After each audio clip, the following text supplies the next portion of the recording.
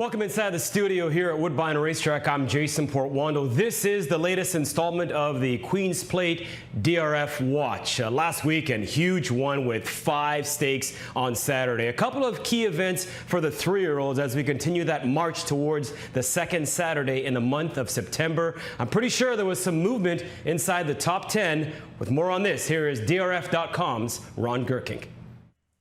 Yeah, we put Curlin's Voyage as a slight favorite ahead of Clayton after her big win in the Woodbine Oaks. Clayton, of course, won the plate trial, sort of a workmanlike effort. Number 3, we have Halo again as the plate trial runner-up. He edged out Died Line for second there, and so we have Died Line at 4th. He was a pacemaker in the plate trial. And Merveilleux coming off a troubled 3rd in the Woodbine Oaks. We have at 5th. Woodbine Oaks runner-up, a Fleet Catherine. She ran a bang-up race in just her 3rd start. We have her at 6th. Elusive Knight kind of tanked a little in the plate trial, but he was consistent before that.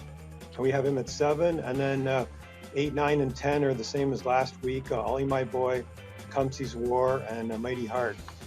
Now, Curlin's Voyage, wow, she ran a big race in the Oaks, but she also had a fast pace to chase, had a dream run up the rail from last play from well back, a really good ride by Patrick Husbands.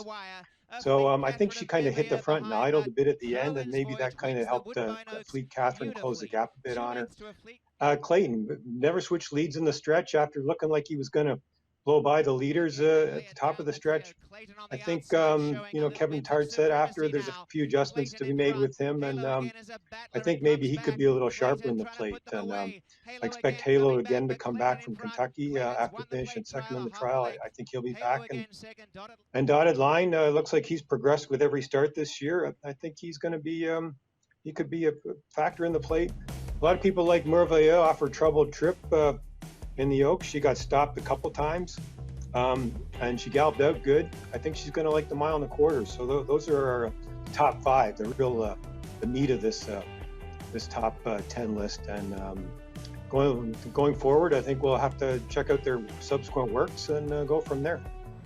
As expected, not much movement towards the bottom of the top 10 scale, but there was some significant movement there, and I agree with Ron. You got to give Curlin's Voyage her due, but keep an eye on Clayton. He didn't put it all together last time in terms of the plate trial, but we still have some time. In fact, 3 weeks away from the most important race on the Canadian calendar for the 3-year-olds. That's it for this edition of the Queen's Plate DRF Watch.